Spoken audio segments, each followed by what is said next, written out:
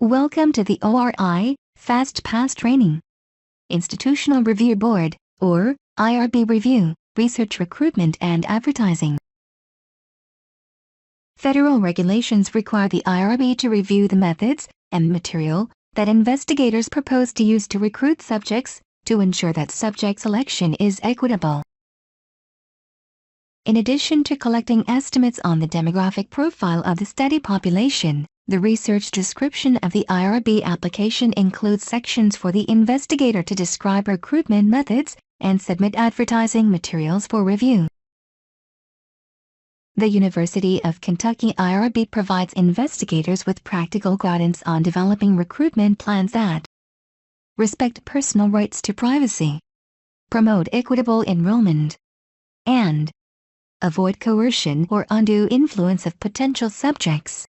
The following slides provide general information and direction based on the IRB guidance. There are some practices that the IRB will generally not approve based on legal or ethical concerns. The IRB will not approve paying finder's fees to anyone who refers individuals to research studies. The IRB also prohibits accepting recruitment bonus from sponsors as an incentive to accelerate recruitment. This practice may place potential subjects at risk of coercion or undue influence.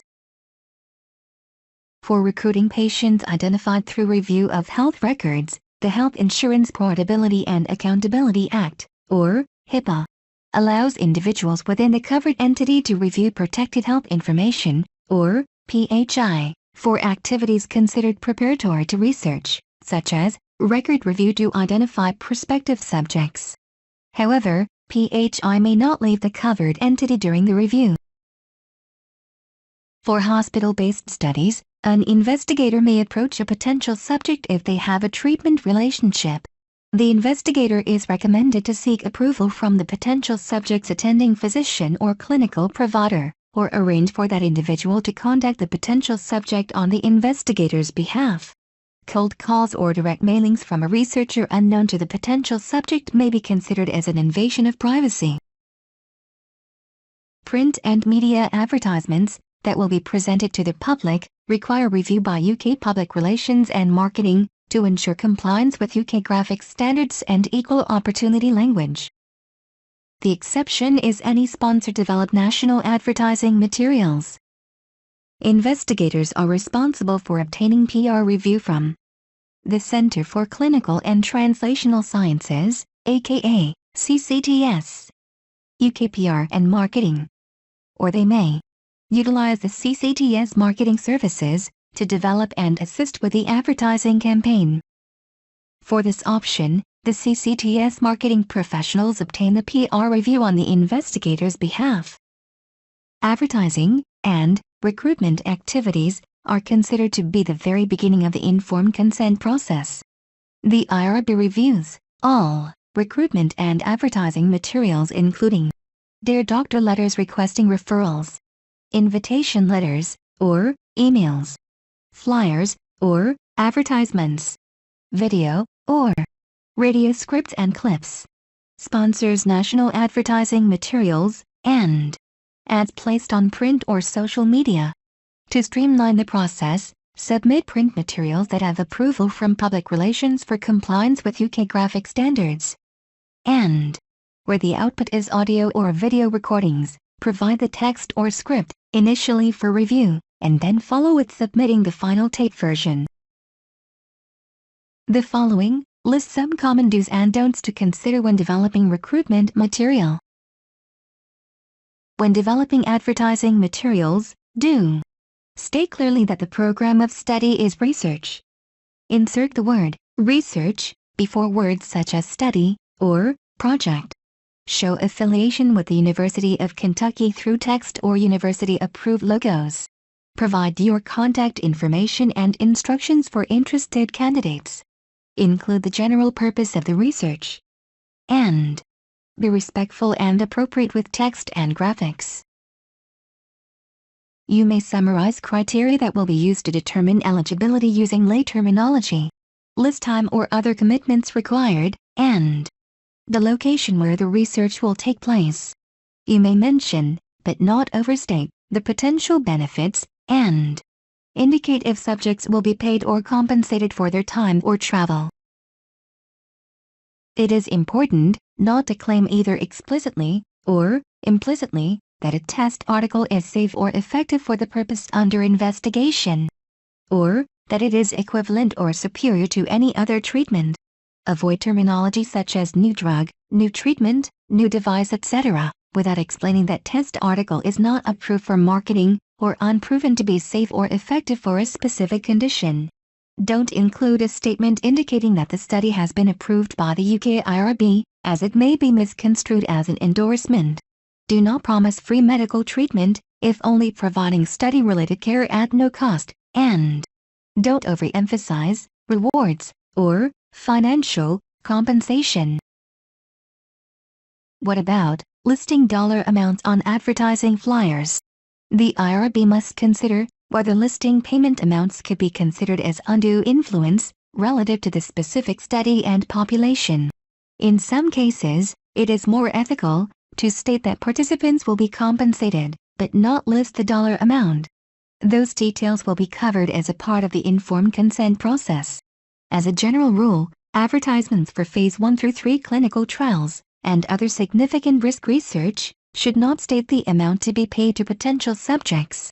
For other studies, the IRB considers requests to list payment amount on a case-by-case basis.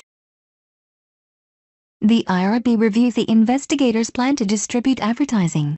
Always obtain approval to post advertising or flyers in community settings. Sit-in laws may prohibit posting on public property, such as utility poles. UK parking may complain if flyers left on car windshields end up littering the parking garages. If entering a non-UK facility to conduct recruitment activities, you must provide the IRB with a letter of support from the appropriate administrator at that facility.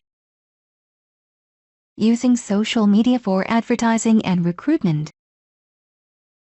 Use of social media involves compliance with the institution's policies, the UK IRB's guidelines, and the online platform's terms of use. For instance, UK policy states that, if you identify yourself as UK personnel on your personal site, indicate that the views expressed are not necessarily those of the institution. Online sites for advertising, such as Craigslist or Letgo, have guidelines or conditions for listings. Follow the terms of use, and only post research advertisements in appropriate categories. Social media can provide an effective tool for reaching potential subject populations. However, postings made in cyberspace may take on a life of their own. Postings that allow public comment could result in unintended disclosures of private information or misrepresentations regarding the investigational product's effectiveness.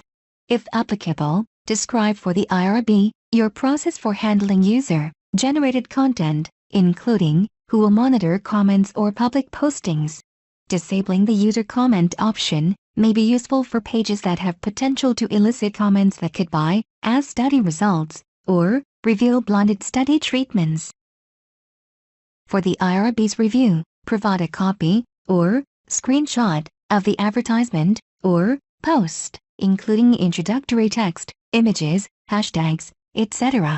Use only appropriate hashtags that are unlikely to misinform potential subjects.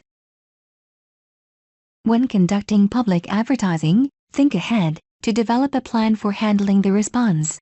ORI has received complaints in the past from potential subjects who have become frustrated with making multiple attempts to contact an investigator, or from unreturned messages.